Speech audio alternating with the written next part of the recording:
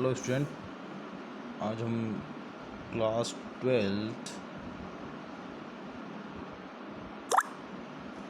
First chapter का topic discuss करेंगे।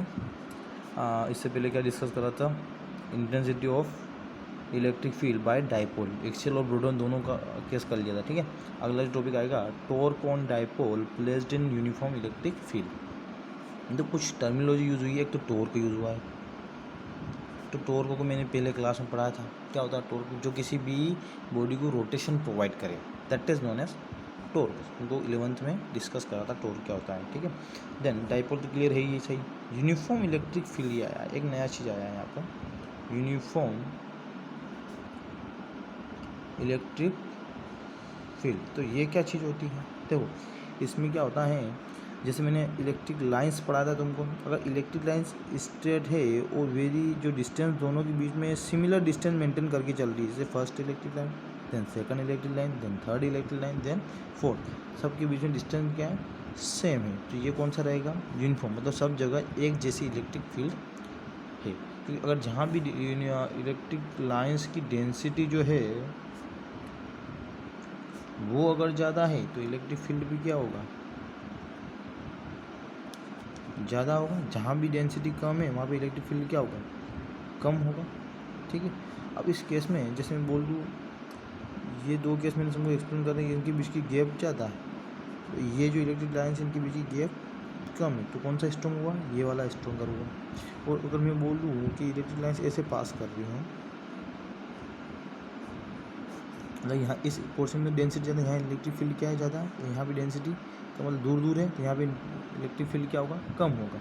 और मैं बोल दूँ एक जैसी डिस्टेंस मेंटेन करके चल रही है, तो यहाँ पे जो इलेक्ट्रिक फील्ड है वो और यहाँ पे जो इलेक्ट्रिक फील्ड है वो दोनों क्या रहेगी? सेम रहेगी। तो इसको बोलेंगे यूनिफॉर्म इलेक्ट्रिक फील्ड। तो इसको क्या बोलेंगे?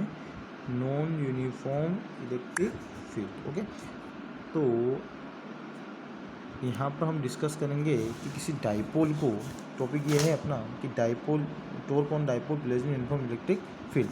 तो जैसे किसी डाइपोल को, सपोज ये डाइपोल है प्लस क्यू और माइनस क्यू और ये प्लस क्यू, ठीक है, और इसके बीच की डिस्टेंस मैंने ले ली है 2L के लिए, जिसको इफेक्टिव लेंथ बोला जाता है। ठीक है, इसको हमने यूनिफॉर्म इलेक्ट्रिक फील्ड के बीच में रखा है। जैसे यूनिफॉर्म इलेक्ट्रिक फील्ड मतलब ये इलेक्ट्रिक लाइन्स है, ये इलेक्ट्रिक लाइन्स है, ये इलेक्ट्रिक लाइन्स है और ये इलेक्ट्रिक लाइन्स है, सबके बीच में गैप सेम है। और ये जो डाइपोल मोमेंट है, डाइपोल मोमेंट मैंने टर्मिनोलॉजी यूज़ करी थी और बताया था क्या होता है। माइनस से प्लस की तरफ उसकी डायरेक्शन होती है। सब डाइपोल मोमेंट कितना है? P है, जो कि इस यूनिफॉर्म इलेक्ट्रिक फील्ड के साथ कितना एंगल बना रहा है? थीटा बना रहा है। कितना? थीटा। तो मैं लेके चलता हूँ, ये कितना एंगल है? सपोज ये वाला जो एंगल है वो है तुम्हारे पास थीटा। तो यहाँ से मैं बोल सकता हूँ कि ये तुम्हारी इफेक्टिव लेंथ, ये नेगेटिव चार्ज, ये पॉजिटिव चार्ज, इसको मैंने डाइपोल बोला, और ये डाइपोल मोमेंट जो है ये कितना एंगल बना रहा है? थीटा बना रहा है। किसके साथ? यूनिफॉर्म इलेक्ट्रिक फील्ड के साथ। क्लियर है? डायग्राम क्लियर है यहाँ पर। अब हमको निकालना है टॉर्क। ठीक है, इस डाइपोल पे कितना टॉर्क एक्ट करेगा। तो देखो, सबसे पहले टॉर्क का फॉर्मूला क्या होता है? Force into perpendicular. तो इसके लिए फोर्स की रिक्वायरमेंट होगी। तो फोर्स कैसे कैलकुलेट करेंगे? जैसे माइनस क्यू है तो माइनस क्यू और प्लस क्यू, कुछ ना कुछ फोर्स जनरेट होगा, तभी क्या होगा? तुम्हारा इलेक्ट्रिक डाइपोल रोटेट होगा। तो बेसिकली जो तुमको डाइपोल टॉर्क निकालना है, तो टॉर्क के लिए क्या रिक्वायरमेंट की होगी? उसके लिए तुमको रिक्वायरमेंट होगा कि उस पर फोर्स कितना एक्ट करेगा। तो फोर्स के लिए सबसे पहले तुमने पढ़ा इंटेंसिटी इक्वल टू क्या होता है? फोर्स अपॉन चार्ज पढ़ा है। तो फोर्स अपॉन चार्ज हम कैलकुलेट करेंगे। जैसे सिंस इंटेंसिटी क्या होता है? फोर्स पर यूनिट चार्ज, तो फोर्स इक्वल टू क्या आ जाएगा? क्यू इंटू टी होगा। अब ये जैसे रोटेट हो रहा है, तो इस कंडीशन में सपोज इस पर कितना फोर्स लग रहा है? क्यू ही लगेगा। इस पर कितना लगेगा? इस पर भी क्यू ही लगेगा। अब ये एक तरह से कपल जनरेट हुआ है, और ये कपल क्या करेगा? इसको रोटेट करेगा इन द फील्ड। ठीक है, तो यही हमको कैलकुलेट करना है टॉर्क। अब यहाँ से मैं ले लूँ कि जैसे ये जो एंगल है, ये तुमने अल्टरनेट इंटर एंगल पढ़ा होगा तुमने छोटी क्लास में, कि ये जो एंगल थीटा बन रहा है ये वाला, ये कितना होगा? ये भी कितना होगा अगर मैं लाइन ड्रॉ कर दूँ तो ये क्या होगा, थीटा होगा। इस लाइन को मैंने इससे मैच कर दिया तो ये तुम्हारा एंगल बना, ये 90 का बना, ठीक है। ये एंगल थीटा, तो ये भी कितना हो, थीटा। तो सिंस टॉर्क इक्वल टू क्या होता है, force into perpendicular distance between forces. तो टॉर्क इक्वल टू, तो फोर्स कितना है, क्यू ई, ये क्यू ई, और ये अब देखो ये नेगेटिव और पॉजिटिव का मतलब ये है कि अपोजिट डायरेक्शन, बाकी इसका कोई मैग्नीट्यूड लेके चलना है। फोर्स कितना हो जाएगा, Q and perpendicular distance between forces.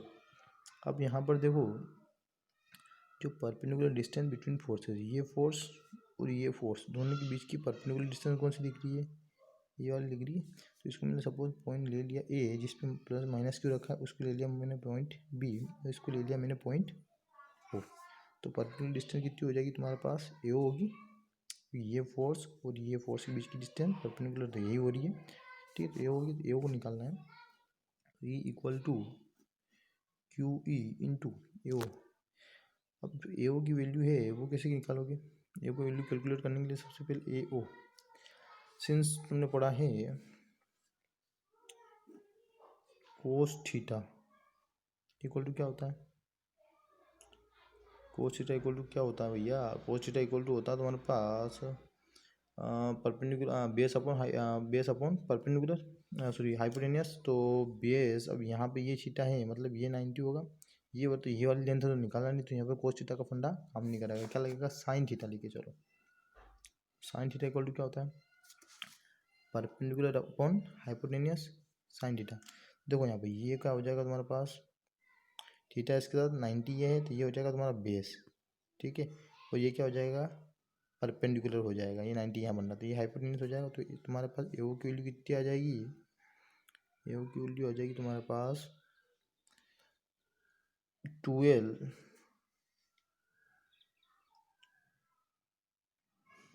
Sign theta. तो ये वैल्यू यहाँ पुट कर सकता हूँ, ये होगा 12 साइन थीटा। तो torque equal to Q E into 2L sine theta, ये इक्वेशन आई है। अब टॉर्क इक्वल टू 2L और Q, इसको मैं ऐसा लिख सकता हूँ 2L इंटू क्यू और ई साइन थीटा। तो टॉर्क इक्वल टू कितना हो जाएगा, 2L इंटू क्यू कितना होगा, ये मैंने बताया था क्या होता है, डाइपोल मोमेंट। तो P और ये ई साइन थीटा, टॉर्क का फॉर्मूला क्या आ गया तुम्हारे पास, P साइन थीटा। क्लियर है। तो डिस्कस में हमने करा कि किसी भी अगर डाइपोल को यूनिफॉर्म इलेक्ट्रिक फील्ड में रखा जाए तो उस पर कितना टॉर्क एक्ट करेगा, वो हमने डेरिवेशन करा। Thank you student.